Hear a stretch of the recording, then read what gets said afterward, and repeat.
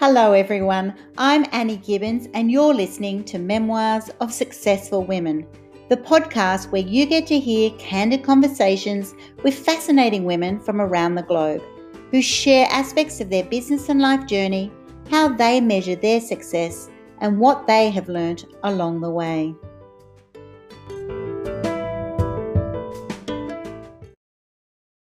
Hello and welcome to Memoirs of Successful Women. Today I am going to introduce you to Hazel Herrington, who is a speaker, branding expert, project management champion. She equips and empowers professional speakers and upcoming speakers on how to build their thriving speaking careers and also get more out of their speaking engagements. She's also the founder of her PR company, Herrington Publications Worldwide. She has certainly interviewed and shared the stage with millionaires, billionaires, celebrities, amazing people around the globe. And you are going to absolutely love hearing about Hazel from the very woman herself. Welcome to the program, Hazel.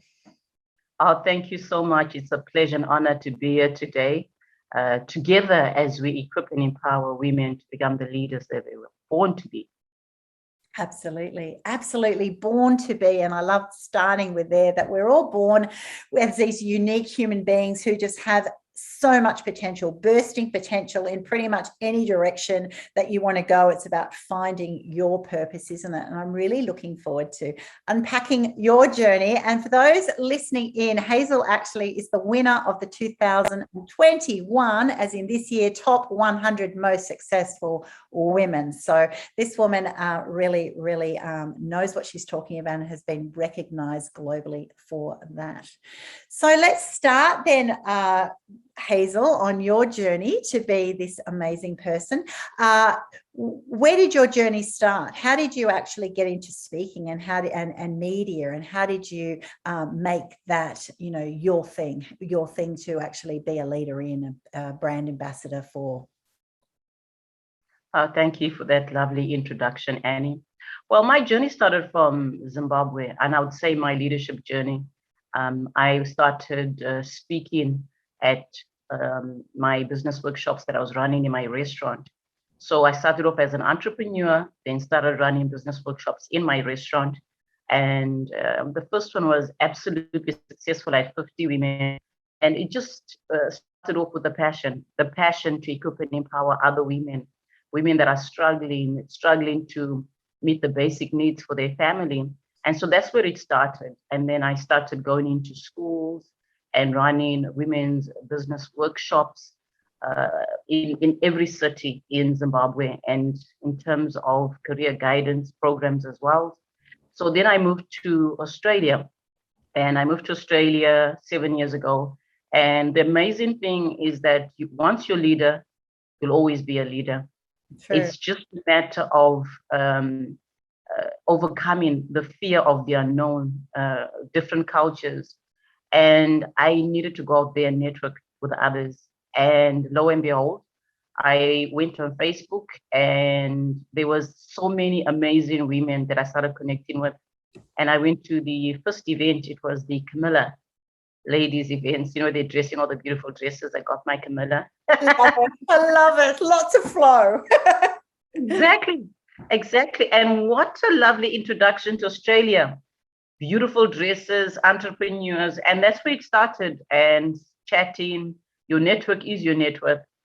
And then I got into real estate. And with real estate, you've got to put yourself out there. You got to get to know people. You got to call people. And so my communication skills started to improve in that area. And then I went back to university. And with university, you got to do a lot of presentations. And obviously, I learned a lot of skills in that area in terms of communication. Then my big break came when I joined an organization called the J.D. Fox organization, an American organization that brands speakers.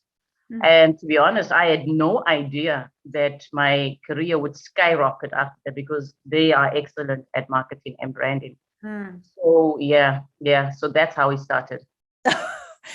It's an incredible journey. So you're actually, from Zimbabwe to actually starting in restaurants, and then, then ending up in real estate, and then becoming a global champion in speaking and empowering women. It's a fascinating journey that in one way, restaurant, you've got to sell your product. When you're in real estate, it's sales and it's marketing. And also that's exactly what you do. When you become a speaker, you're actually, selling your brand is yourself. You've got to be an expert in that area.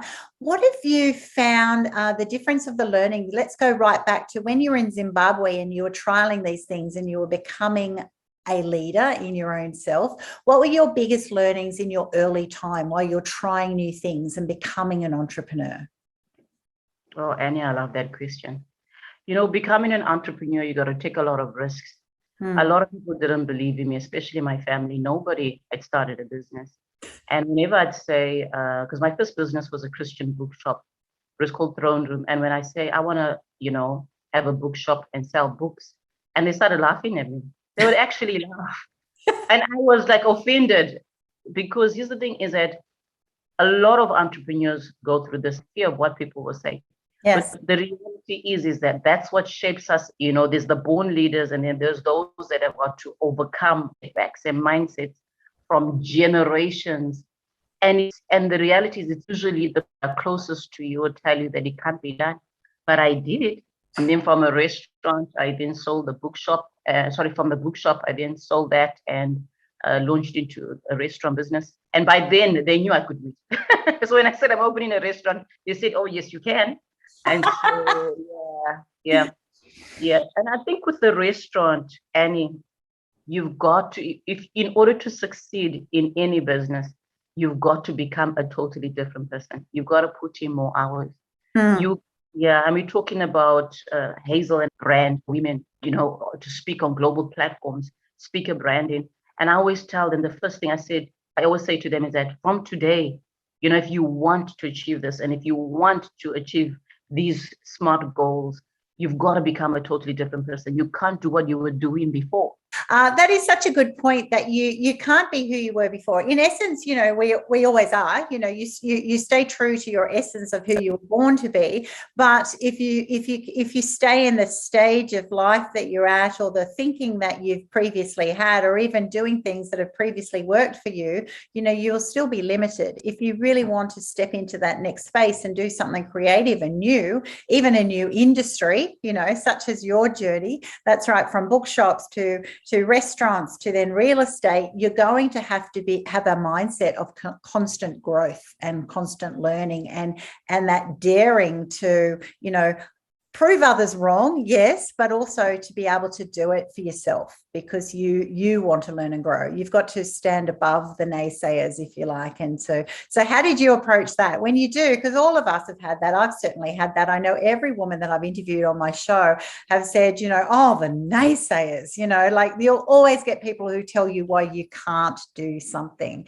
So for you, was that a challenge to prove them wrong, or was it actually more of a personal journey to say, well, I just want to know what my potential is, and I'm enjoying the learning discovery? Yeah. And I just wanted to add there that, before I started my businesses, I was a housewife. This is before I got divorced. And the thing is that even my ex-partner didn't believe that I could do it, because people get so familiar with you. And then but what they didn't realize is that I was studying a lot. I wasn't the housewife who just sits at home and takes care of the kids. I was doing market research. I was growing. And I always encourage this for women, is that you don't stop learning after you leave school, after you leave university. We need to keep learning new things. We need to keep doing research and studying. And whatever your niche is, it doesn't matter if you've launched your business and it's doing okay, maybe a 10% profits a month. Keep learning, keep pushing, because the idea is that if you're not the top 10 in the world in anything that you do, then there's still a lot that you need to learn. Yeah. And so I was learning, and so every time the naysayers would say this and that, confidence comes is when you know what you're talking about, and you're educated, and you know that you can do it. Because I had the confidence, I can do this. I've done my research. There's a problem in the marketplace. This void needs to be filled, because they didn't even have cocktails at that time in the city that I was in. You know, cocktails, fancy cocktails. And I was well traveled. I would travel to South Africa, which is like another country, and I'd go to the big restaurants and I'd have a look at the cocktails, because I was bringing in a new product. I was bringing in innovation. So I knew this is going to work. Yeah. If there's a market somewhere in the world, there's going to be a market in your space, right? So you're filling a void.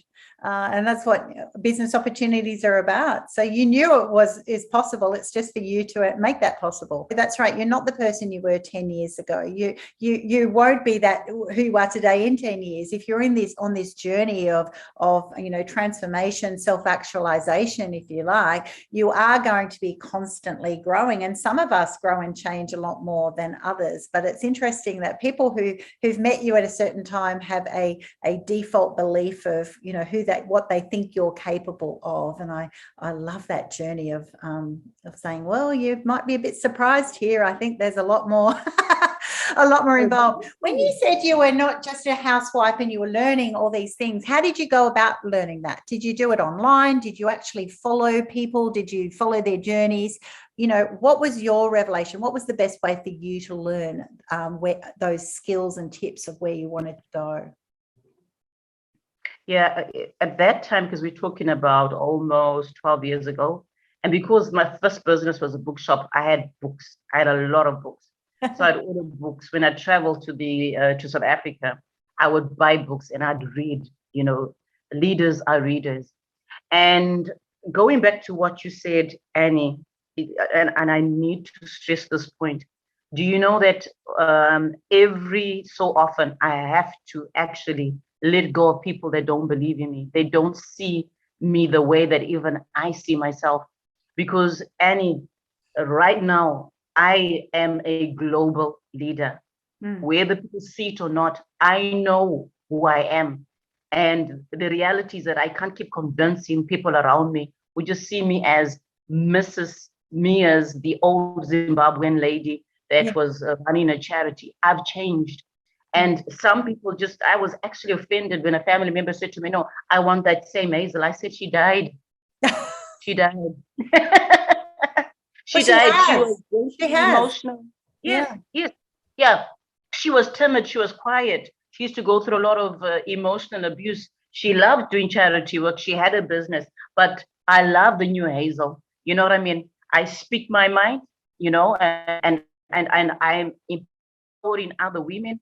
And the reality is that I don't have time for people that don't believe in me anymore, who because it's a very dangerous thing to have people around you who don't encourage and motivate you, but want to see you there, in the fish pond. And you're like, no, I belong in the ocean and I'm not sticking here. I'm jumping out of this pond. Exactly. You're jumping and you're leaping and you're actually forging a whole new way. And it's kind of like, well, those who want to come with me on my journey are welcome. But if you're actually trying to sort of captivate me in this other space, which you were previously happy with, I'm not there now. I'm not prepared to spend my time and energy being there, right? So, and it's not that you understand it. Some people will miss the old Hazel. They'll miss that person because they had value there. They for all of their reasons, they want you to be there, but it's not a reason for you to stay. And I think that's a massive learning for women globally. That's right. That you don't. It's not that you're being rude. It's not that you don't, care for those people anymore. It's just that for you to be able to be the best version of yourself and to be able to achieve what you're doing, that's right, it requires your time and your energy and your focus, right? So to have that, you need to be surrounded by the people who are going to affirm you in that and to really, help springboard you to also the next level of success. Yeah. Oh my gosh, Annie, I tell you, if I tell you, family members, they were like, no, you need to go and get a job. And I'm like, no, I'm an entrepreneur. I had a bookshop, I had a restaurant. And guess what? At one point, I actually listened to them. They told me what a loser I was, well, some of them, that just starting this business is nonsense, man. Just get a job. And I'm like, but I was laughing with my mom this weekend. I was like, one of my sisters called me and said, Hazel, congratulations. I'm so happy for you because I make her salaries. in a day sometimes. And she'll be like, oh, I wish I'd listened to you. And because I asked her to start a hairdressing business, and I would help her with the branding and marketing. So yeah, it's an interesting journey I've been on. And if you're going through the same thing and you're watching this and your family doesn't believe in you, don't give up on your dreams. Don't give up on your dreams. Never give up on your dreams. Absolutely. So when you came to Australia, this is huge. Was that the moment of reinvention for Hazel? Do you know what I mean? Like, or was it a different timing? Sometimes it is that you actually, to go from Zimbabwe to Australia and to sort of suddenly have this new space. Was that a trigger for that whole leap into the future you, or was it actually at a different time for a different reason? Australia was perfect for me. I believe that we all go through a journey where we progress. My assignment and my journey in Zimbabwe was over. I had done charity, I had done restaurant, and I mean, as women, the marriage is over, and I needed to go to my next level, my next challenge. And when I came to Australia, wow, different cultures. It is the country where you can, as a woman, you can excel. As long as you want to excel, the opportunities are there. No one can stop you. The only person that will stop you is yourself. And the thing is that, in fact, by the time I arrived in Australia, Australia was the number 2 in the world empowerment country. And let me tell you, my first speaking engagement, I went to South Africa. Then the next speaking engagement led me to LA. And so, yeah. And I just grew from there. Incredible. So how did you take that leap then from real estate to setting up your own publishing company? Why did you think, okay, this is my future? Did that happen in a planned way? You know how sometimes people go through their career and just go, okay, well, I started speaking and then I thought, gee, I should now create my own publishing company so that I can then have magazines. I know you've got a number of magazines that you've got. How did that whole process happen? Or were you very strategic? Are you a strategic thinker who thought, right, okay, this is my new entrepreneurial business, publishing, and then everything else that comes with that? Yes. Very interesting question. Now, ladies, listen to me, those that are watching now. What happens is that when you're training with organizations, you're doing business coaching and with a university, sometimes we get stuck in a rut where you think you've got to keep learning. But there comes a time where you've got to go into the marketplace, start that business. We think, no, I need the certificate and I need to get my doctorate before I can do it. No, I was stuck a bit, because I went into real estate and I was like, no, I'm not ready. But I was ready. I was still a bit scared to say, no, what if it fails? Maybe I need more hand holding, and you pay. And after 3 years, I was like, it's enough. It's enough. You've done enough coaching. Now you need to go into the marketplace. And then I started Hazel, Herrington, Pty Limited, and I started doing business coaching, and I started doing one-on-one coaching. Each client would pay me $3,000. That was a lot before COVID. Then COVID hit, and I'd speak globally, and I was still going to university, by the way. So I would speak, travel, have one-on-one clients, and I also was running the charities in Africa. Then when COVID hit, oh my goodness, I don't know what to do, because I had an event in Africa called Entrepreneurship that I planned. I had speakers from Australia and America traveling, and I pumped my money into the marketing campaign, and I couldn't get that back. And so I started a TV show and interviewed a few people, and then we just started progressing, and one thing led to the other. And because I've been a cover girl for many magazines, and what happens is that experience, once you get the experience featuring, on multiple covers, and when you talk about personal branding, speaking on platforms, I started interviewing celebrities. I wasn't afraid. I knew I was ready. And I was offered a position by a German company to run their magazine in Africa. So what happened, it was called Business Booster. So my experience publishing magazines came from there. And so the fear wasn't there, from featuring on magazines. I knew, and from how they had trained me. So it was just pretty simple. And one thing led to the other. Yeah. And then I started Herrington Publications. I love that. Fear and confidence are the two words that are leaping out at me now. That fear of, when I'm too scared to take that next step. So many of the women that we coach, we know women globally are stuck in that feeling of feeling stuck. Why are you stuck? Because you're waiting for the perfect moment. Well, when's it going to happen? When am I going to be qualified enough, have enough skills, be found by someone else? And that boldness to actually, you've really got to make that decision to just stare fear in the face and actually go, no, I will not be intimidated by this. I'll actually step out and then take those stepping stones, which is exactly what you've done. Just start interviewing people, make your own show, make your own space, create your own brand, and I love that boldness of, making yourself your own brand, your trade name, which is, similar journey for me. And to be able to go, you just keep trying new things. And then all of a sudden they build. And that concept that, it's a ripple effect. Once you've started being on some covers or speaking at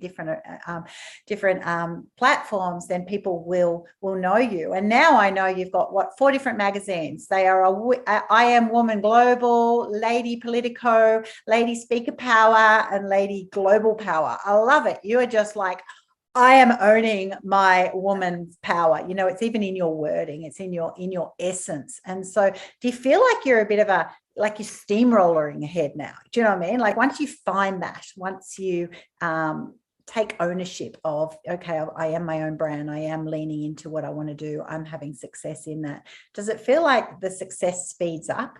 Talk us through that, those people who are trying to sort of get on that, getting that momentum happening. Is it all around cracking the fear and therefore getting that inner confidence, or what are your top tips in that area? I always encourage people to get mentors. I have great mentors, and my mentors are in different countries, and I do it deliberately because in the marketplace, you can't only have a mentor in Australia that hasn't traveled. And then you're talking about, traveling globally. She only knows what's happening in Australia. And mentors will help you to achieve success faster, definitely. And I got on my way to get mentors in the areas of my niche. And they've been amazing. We're talking about hand-holding, encouraging, motivating. And the other thing is that I'm very bold and courageous. I've got a global mindset. I don't think local.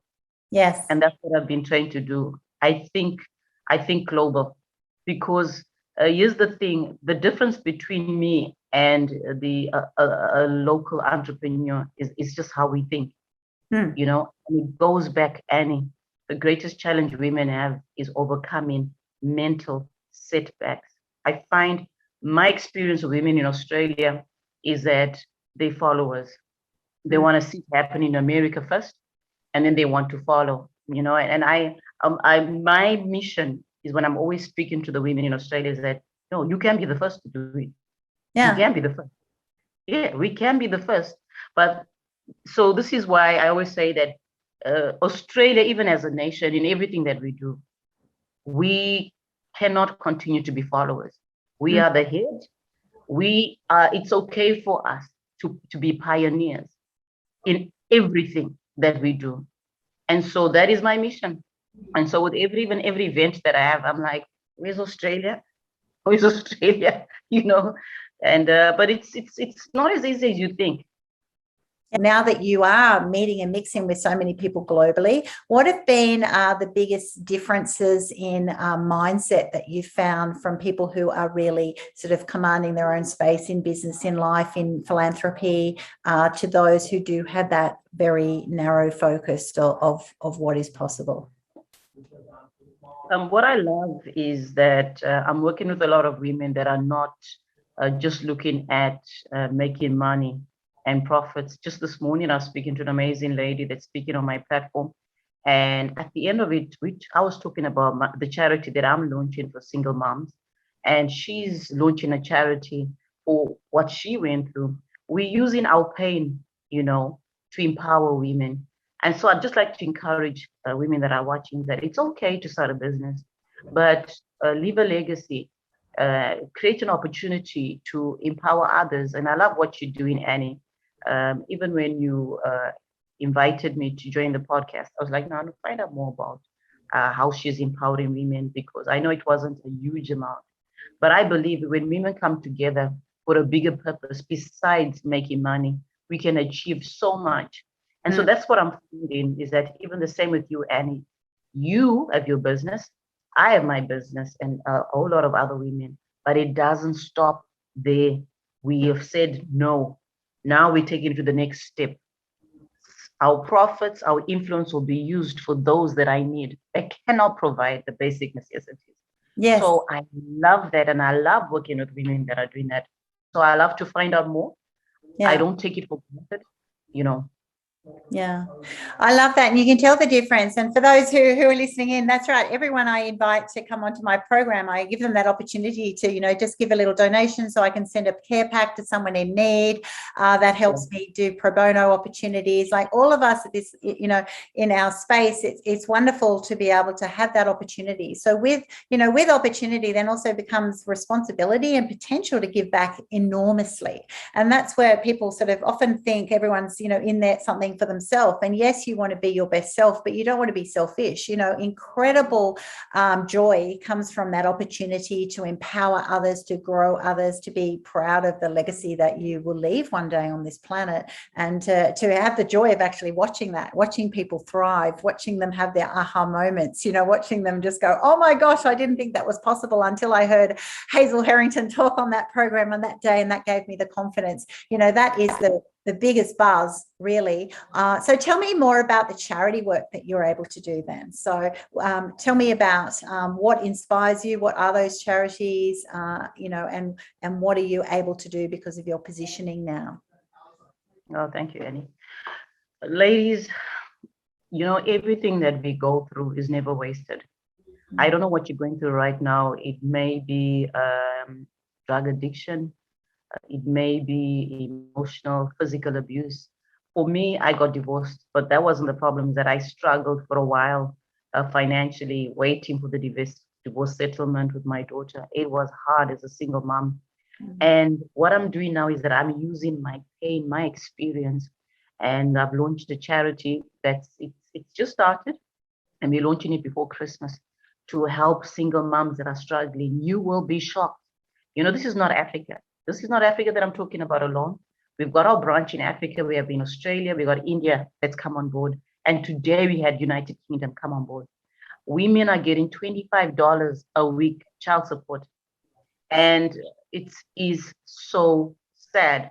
So I used my pain and I said, no, I want to do something about it. It's a voucher system. We don't have warehouses where we stock in food. We provide fuel vouchers, food vouchers, clothing vouchers, and clothing, kids' backpacks, just those 5 things. Because when you're starting something, don't spread yourself out everywhere and try and do everything. Yes. Just 5 vouchers. And I can't do everything for them, but these 5 things, I needed them.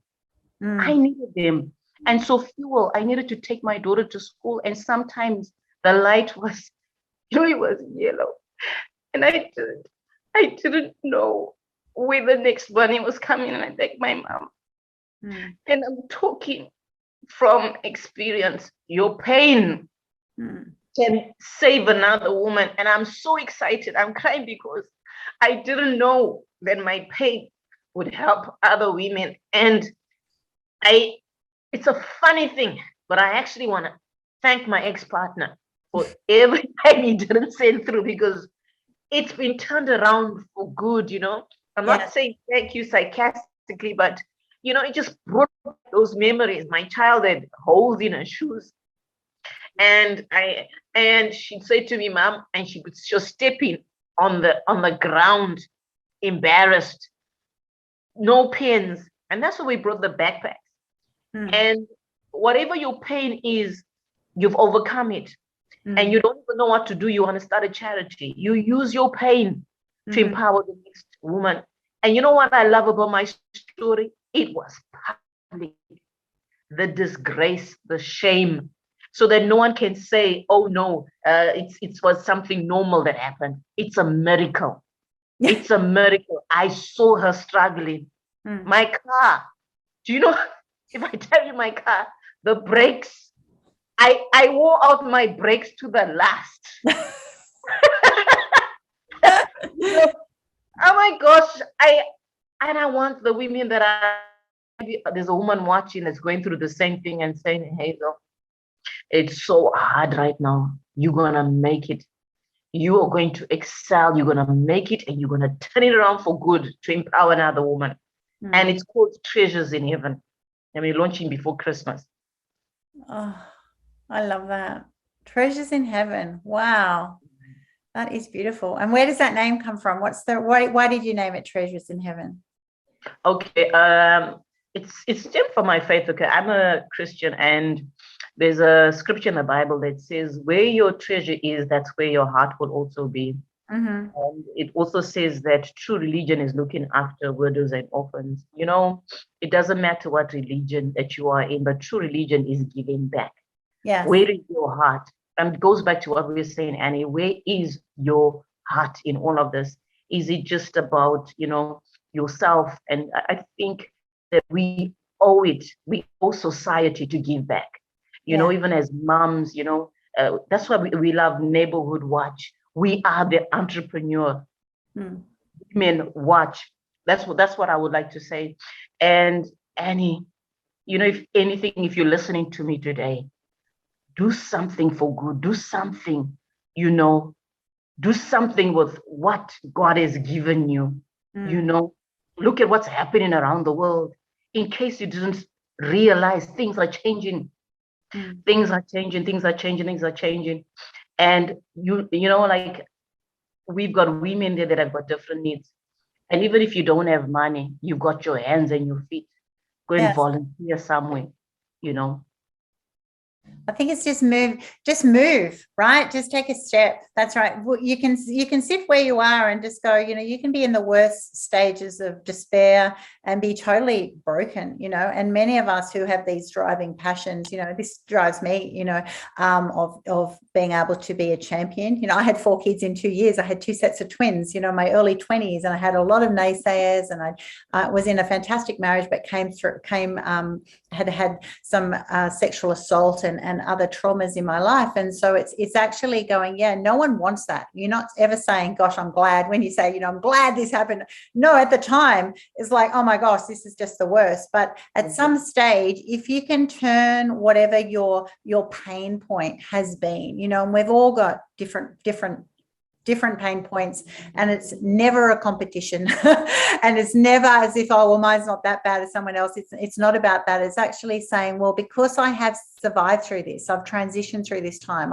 I've been in that time, I can use it to empower others to be able to say, if I've done this, you can do it too, and to help them, and that's why I started my Facebook group, Women Collaborating Globally, which is free. You can actually go, even if you're at that time of, I don't have anything, you can still just link up with other people who can be your arms and wings and resource to be able to get you going and to lean into that. And I absolutely love what you're able to do now, because that's it. Something as simple as, a backpack for a child who is, potentially even some of these kids are even at that stage of living in the car, right? It is really, the effect of being a single mom in certain areas of the world. When you lose that financial security, it can be a very quick downward spiral that can put you into a very deep place, and we know that. And so by being able to gift people an opportunity just to have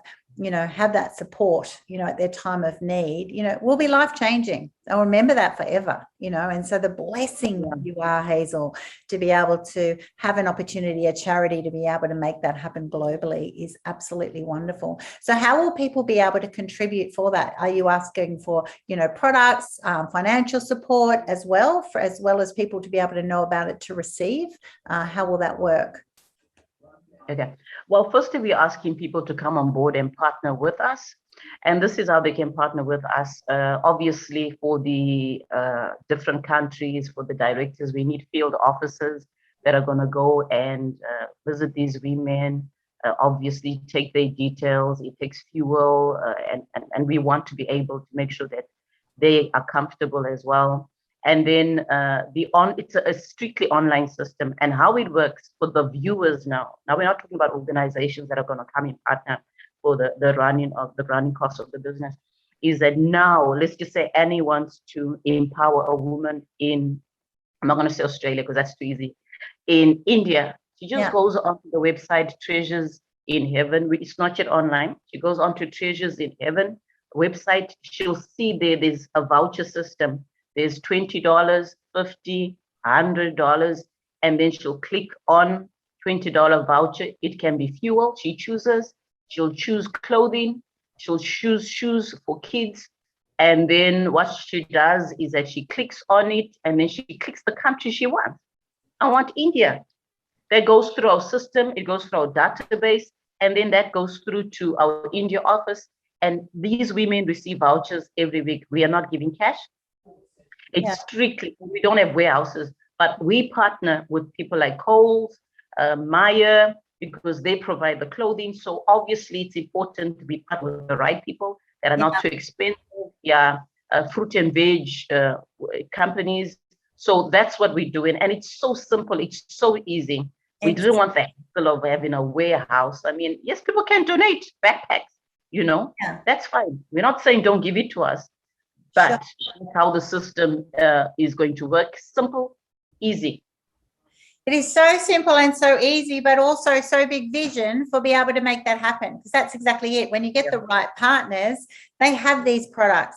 They're happy to make it happen. We can give it in vouchers, and then it makes it easy for a consumer. There's so many businesses that when you then have that local model, that's right. The person who's actually in their time of pain has to then get to you, and then they'll get a mix match of whatever's been donated. Do you know what I mean? So not that we're not thankful for that. You're always thankful. But to be able to do it at this level, I absolutely love it. And I love the concept that it can be global, and, that someone can be just blessed anywhere in the world through this system. And also, that's right, that it does get given in vouchers. It can be used, in those right ways. And particularly, something like petrol, just being able to get your kids to school or their activities, that's just priceless. Yeah, fantastic.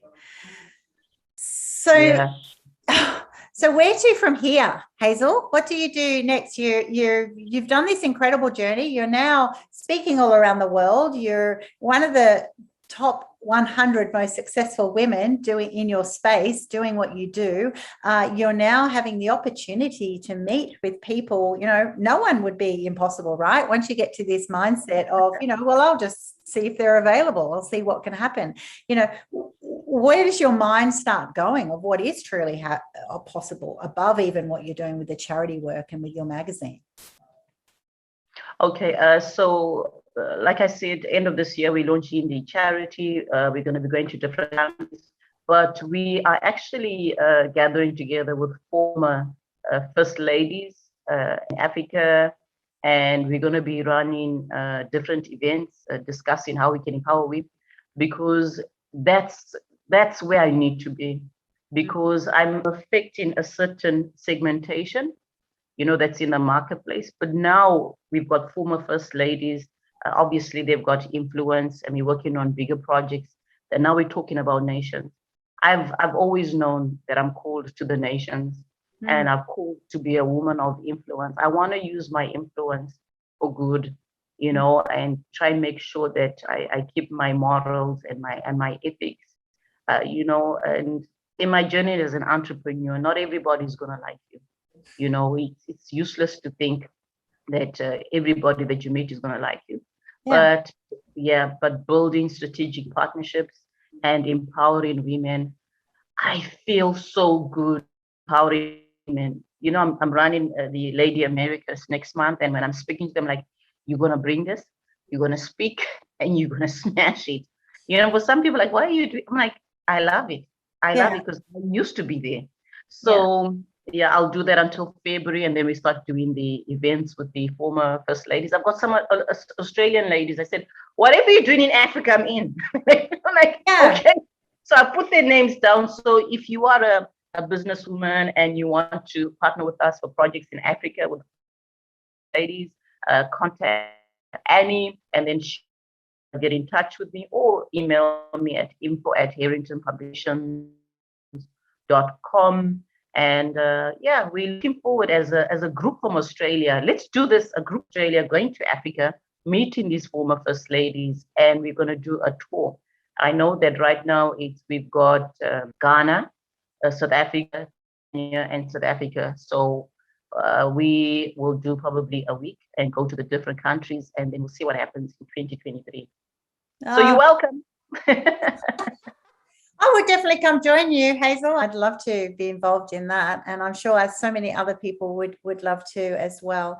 I think so exciting to know that, connecting with people of influence. It's all about using your influence in the right way, to the biggest potential, opportunity. And then once you're in this space, it's like, that's why I think earlier in our conversation, you're like going, I'm too busy for that, too busy for the naysayers, too busy for the people who want me to be this previous person. Do you know what I mean? Because you're so owning your space, and it's like, gosh, suddenly you say time, there's not enough time in the day to do all these amazing things. It's like, you just don't want other people zapping your oxygen, right? It's like, no, I'm too busy just using my influence, and not just you connecting with people around the globe who really can make amazing things possible. And that's what it is. It's making the impossible possible, because it really is. It's just actually saying, well, who can we do it with? How can we make it happen? And then there are so many people globally who can just, chip in, would be happy to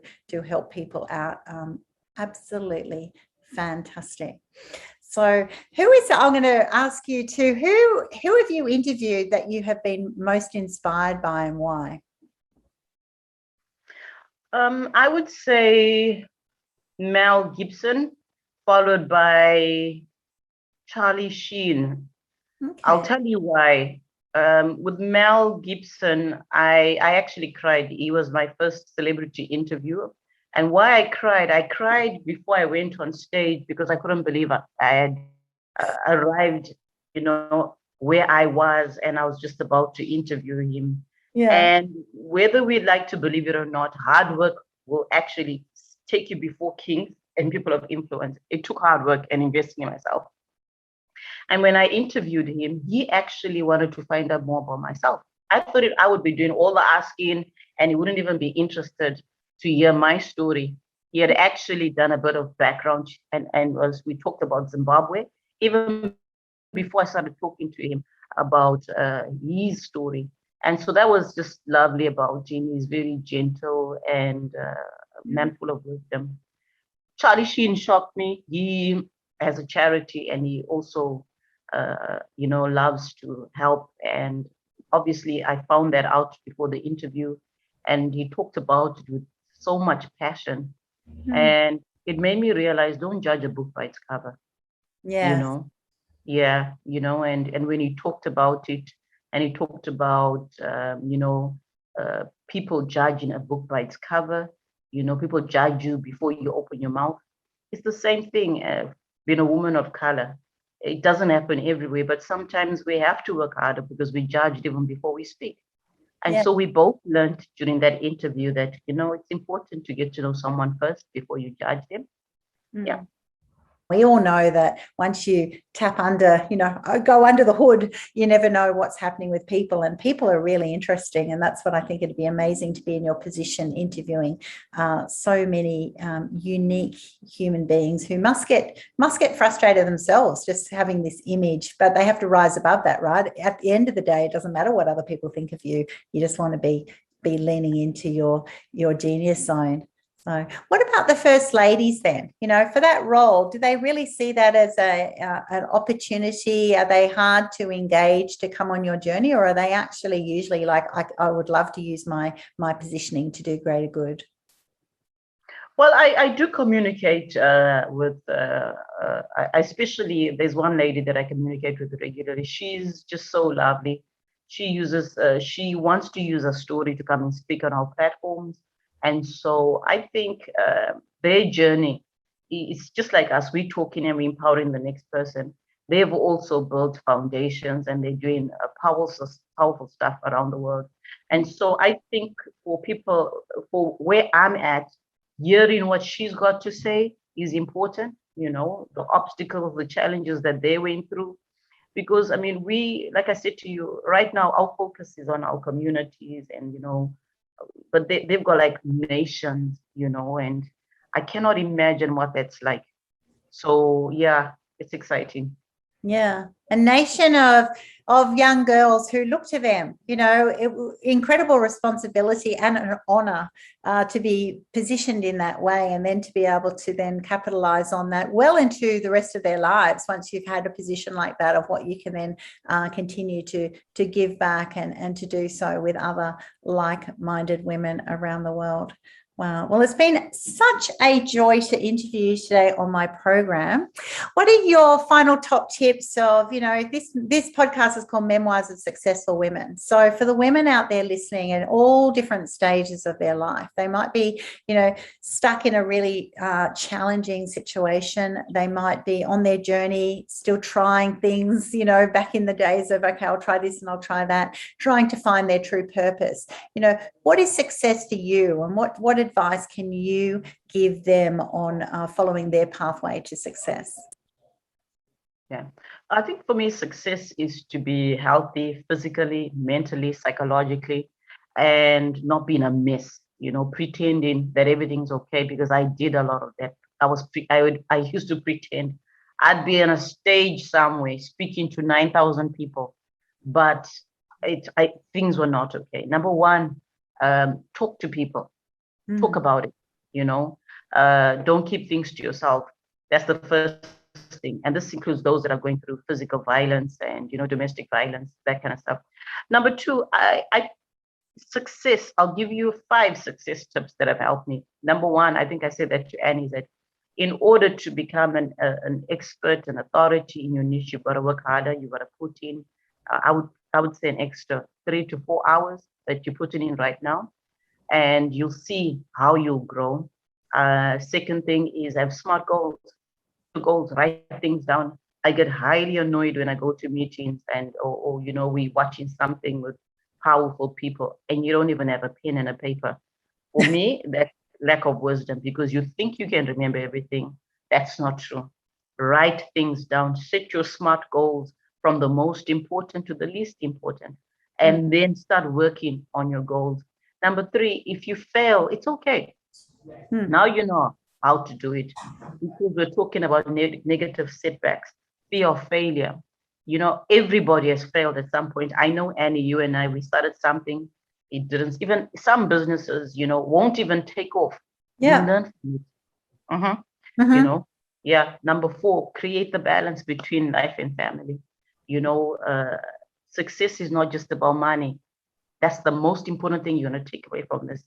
Success is not just about money. We've been talking about this. Give back to the community. Family is important. Create a balance. Don't always be somebody that's at work neglecting your family, your children, because the children watch what you do. And then number 5, network. Go out there and network.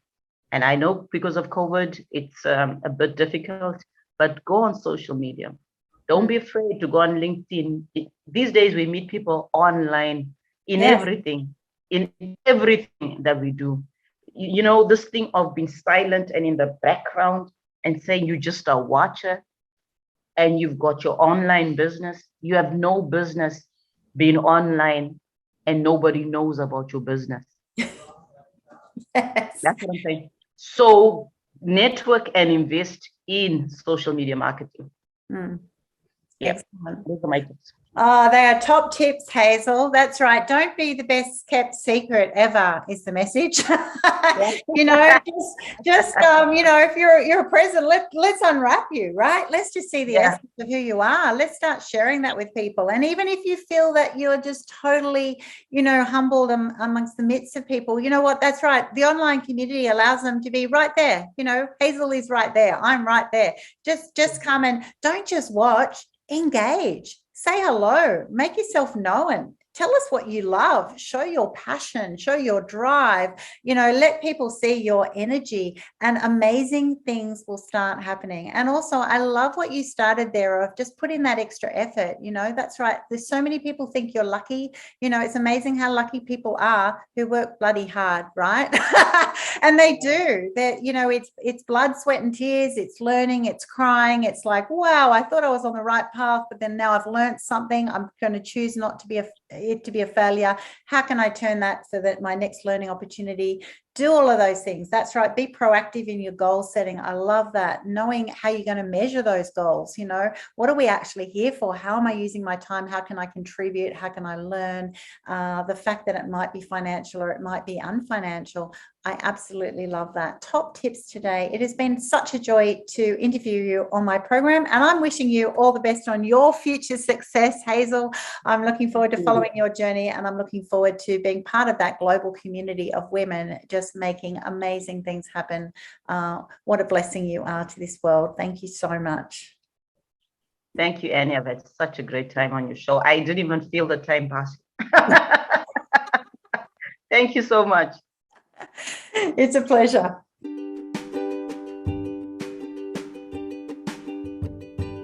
Thanks so much for listening to this episode of Memoirs of Successful Women. You can find me at anniegibbins.com, where you can download my free resources, get connected on social, and check out my online magic transformation program. If you love this show, feel free to subscribe to future episodes, and of course, share it with your friends. I'll see you again soon, and until then, happy podcasting.